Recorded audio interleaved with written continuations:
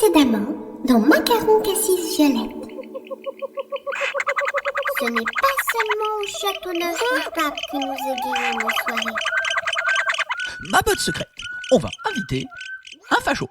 Laissez les Français vivre. En France, on mange du cochon et puis c'est tout. Elles ont un charme qui nous attache. Les gars, vous êtes sérieux là ou... Tu as de jolies petites fesses roses, toi.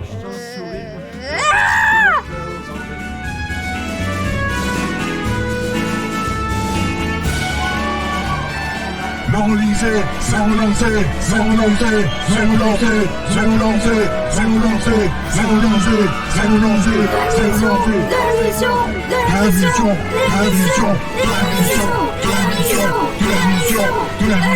c'est relancé.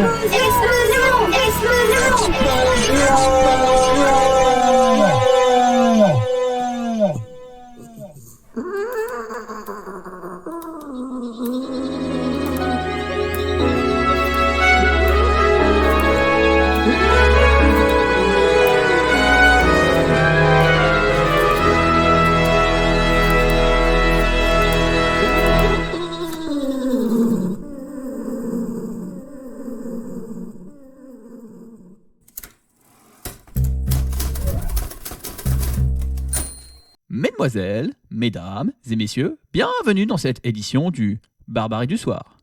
Je voudrais revenir sur cette triste nouvelle. Jean-Marie Le Pen nous a quittés. Permettez-moi donc de revenir sur son œuvre, notamment sa conduite héroïque pendant la guerre d'Algérie, où il n'a pas hésité à torturer des terroristes, voire à inventer des informations sur de faux terroristes quand le cheptel n'était pas suffisant. Ne reculant devant aucune provocation, des gauchistes se sont réunis un peu partout en France pour fêter cette tragédie.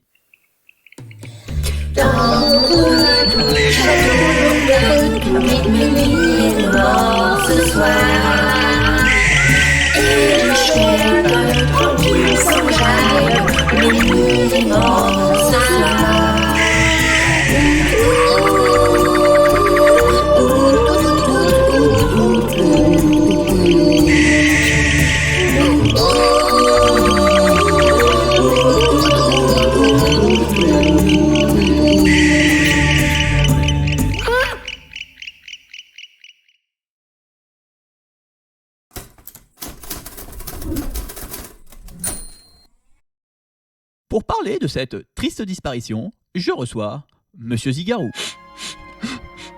Bonsoir, monsieur de Barbarie. Vous connaissiez personnellement le Faftriarche. Quels sont les premiers souvenirs qui vous viennent à son sujet ? Un dîner champêtre avec Pierre Bousquet au château de Médeux.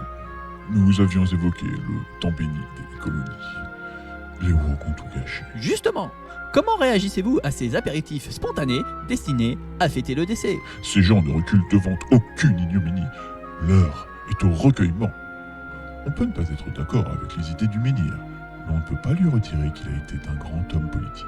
Il est honteux de salir ainsi sa mémoire, lui qui, pendant 7 décennies, a fait don de sa personne à la patrie. Quel est, à votre avis, le principal héritage qu'il nous laisse ? Son principal apport au débat politique, le nazisme de paille. Oh, ingénieux ! On peut le sortir à toute occasion. C'est un argument massu, quelle que soit la polémique. Le milliardaire américano-saoudien Richard Aben Musk, grand admirateur du menhir, en apprenant la nouvelle, a tenu à s'exprimer. C'est une véritable tragédie pour la politique française.